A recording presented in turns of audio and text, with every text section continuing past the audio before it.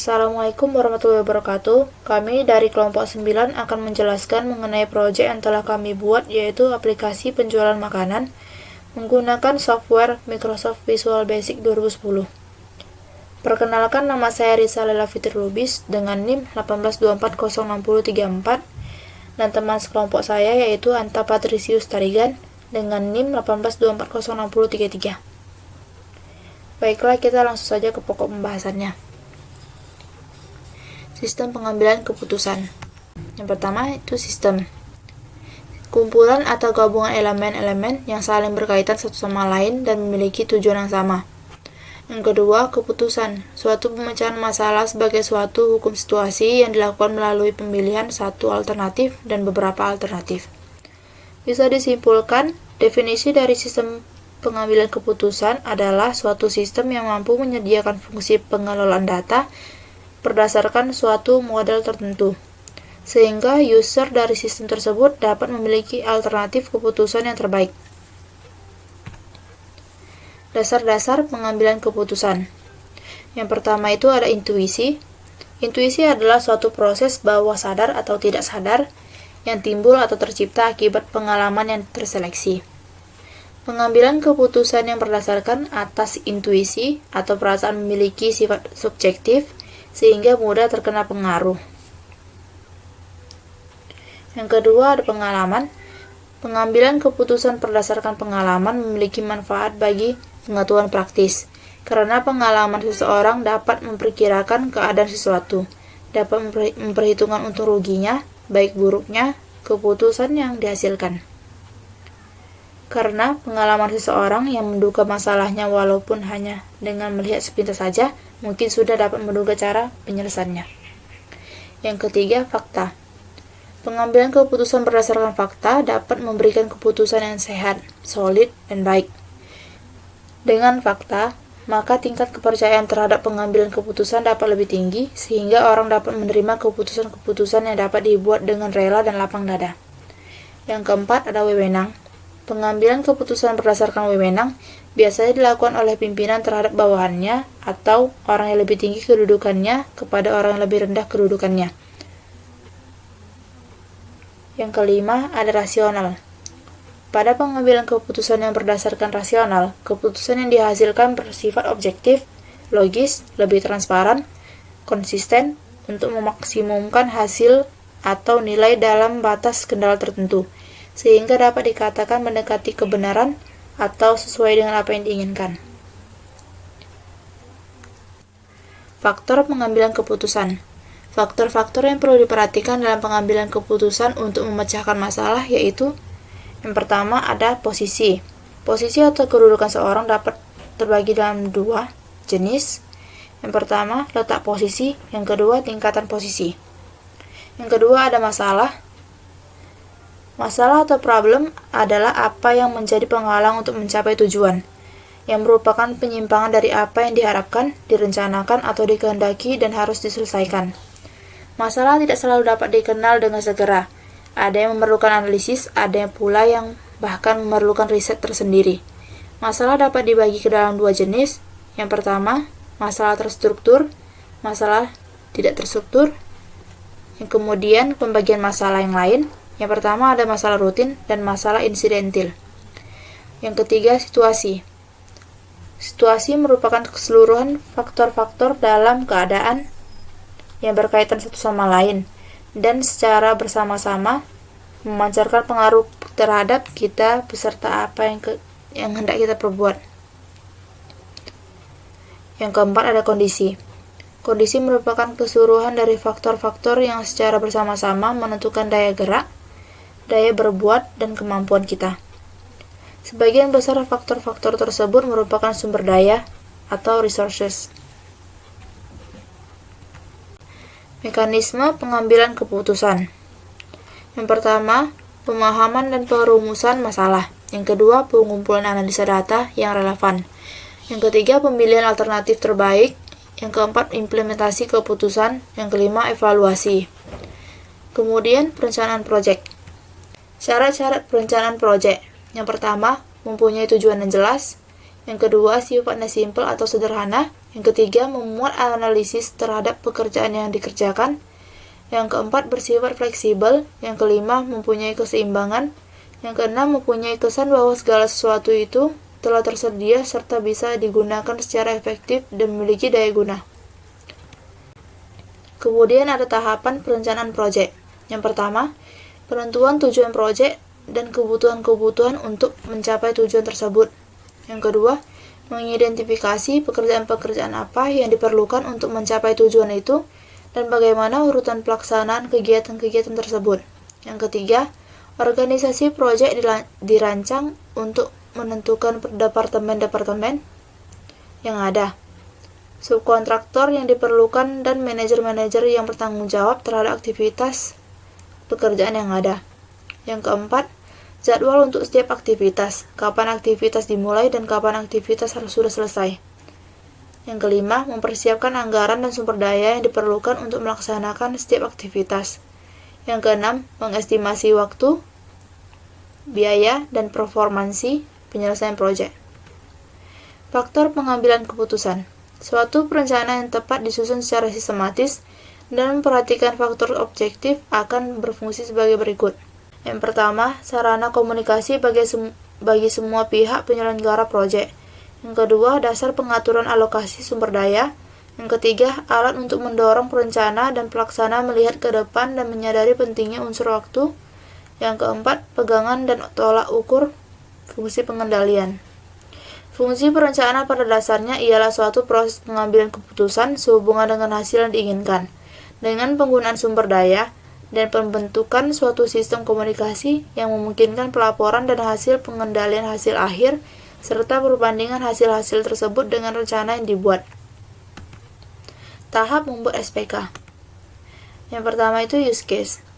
Di sini terbagi dua, user dan admin. User melakukan sign in terlebih dahulu, lalu login, lalu kemudian memilih makanan. Admin bertugas login dan merawat aplikasi. Di sini ada diagram activity. User atau admin memilih jenis login, lalu sistem menampilkan sesuai jenis login. Jika login, isi form login, kemudian jika benar akan menampilkan menu. Jika salah, sistem akan menampilkan notifikasi password atau ID email salah. Desain interface. Seperti inilah rancangan form menu kami. Dan ini rancangan form sign in dan rancangan form login admin kami. Dan ini rancangan form login. Dan ini rancangan form beli. Dan ini rancangan form edit. Baiklah, kita langsung saja melihat proyek yang setelah kami buat. Pada aplikasi yang kami buat, kami menyediakan 6 form, yaitu form menu, form login admin, form sign in, form login, form beli, dan form edit. Form menu, kami menggunakan toolbox menu strip untuk menunya. Ada menu log yang berisikan menu login, logout, dan exit. Pada pilihan logout dan exit, keduanya akan muncul setelah user sudah login. Lalu ada menu sign in, exit, beli, admin, dan edit. Sama seperti yang tadi, menu beli akan muncul setelah pelanggan login dan menu edit akan muncul setelah admin login. Jadi setelah admin login, menu beli akan hilang. Dan setelah pelanggan login, maka menu admin akan hilang. Kita runkan aja.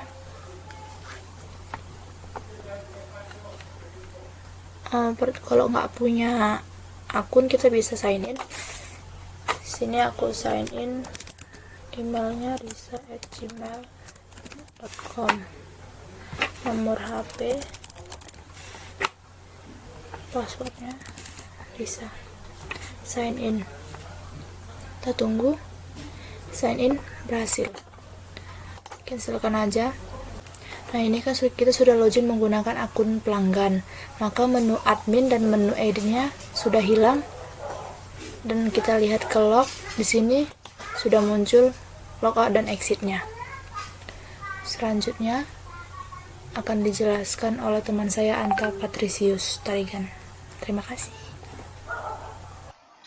Baik, lanjut dari yang dijelaskan oleh teman saya tadi yang di pertama. Di sini saya akan menjelaskan bagian sintaks-sintaks apa saja yang ada dalam proyek kami ini. Yang pertama itu di sini kami menggunakan satu buah modul, di mana modul ini berfungsi untuk mengkoneksikannya ke database, yang dimana juga kami meletakkan beberapa deklarasi di dalam modul ini seperti yang bisa kita lihat. DA sebagai ODBC adapter, DS sebagai dataset, itu juga dengan yang lainnya, serta mengkoneksikannya ke database tersebut, database yang sudah kami buat untuk form loginnya. Baru di sini kami membuat form login, yang dimana di form login ini yang paling atas ini adalah koneksi dengan database-nya lagi, dan di sini ada visible untuk melihat ketika kita mau login itu, seperti menu login, logout itu yang true atau false itu artinya terlihat atau tidak. Seperti contoh ini, login, jika kita sudah login maka kita tidak perlu lagi menampilkan tombol tombol login, jadi kami menghilangkannya ketika kita sudah melakukan login. Yang tersedia itu hanya logout, exit, dan juga menu tombol untuk beli. Dan untuk admin dan edit kami hilangkan, karena jika kita login itu sudah pasti untuk sebagai akun user, bukan untuk admin. Jadi tidak perlu ditampilkan menu untuk admin dan editnya. Baru pada form login ini kami membuat mengkoneksikannya ke database, yang dimana password dan email untuk login ke dalam di dalam project kami ini diambil dari database, yang mana kami meletakkan message box jika text box 1, yang dimana text box 1 itu sebagai email dan text box 2 itu sebagai password. Jika kosong maka kami menambahkan message box agar field itu tidak dikosongkan oleh user, dan memanggil koneksi seperti yang bisa dilihat, call koneksi cmd sama dengan new odbc comment, yang dimana mengkoneksikan database yang sudah kami buat, yang dimana email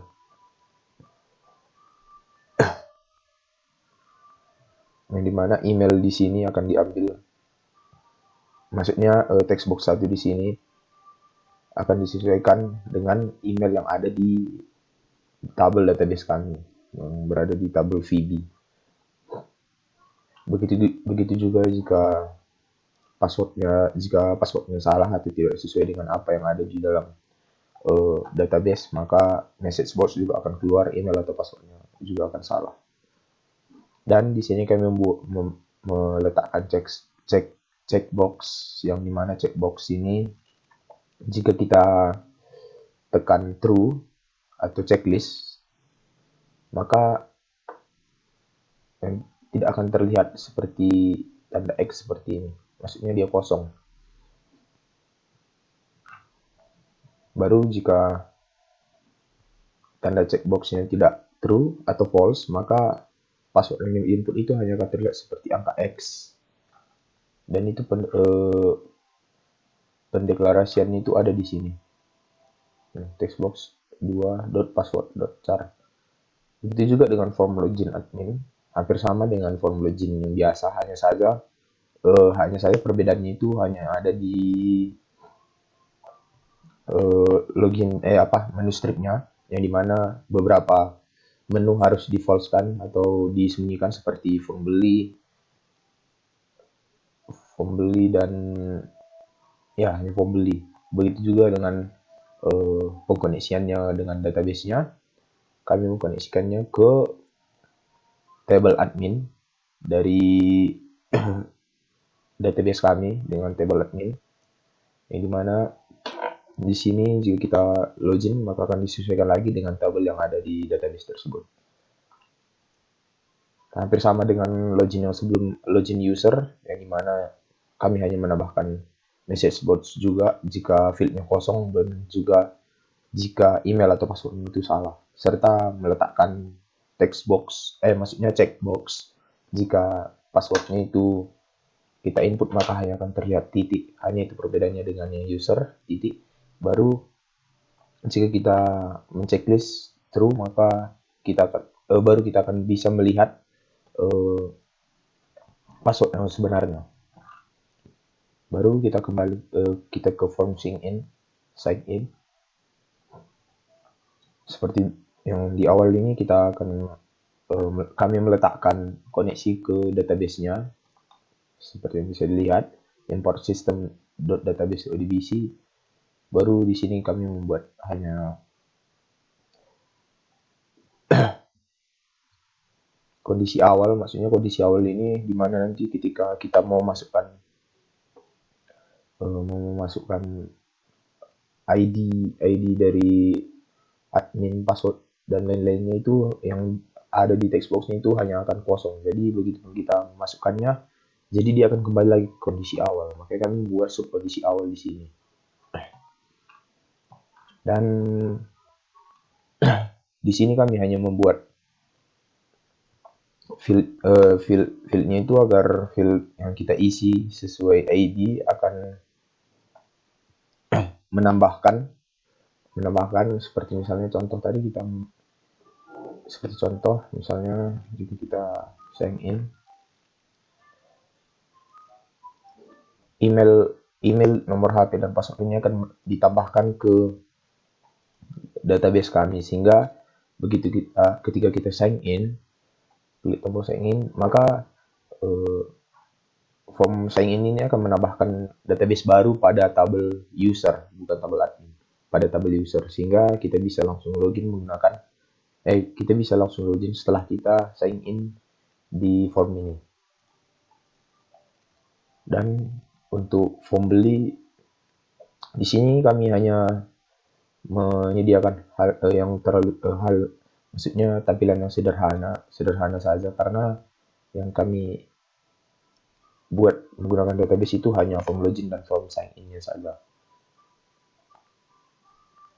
Mungkin hanya sekian penjelasan yang bisa kami jelaskan. Kami dari kelompok 9 mengucapkan terima kasih.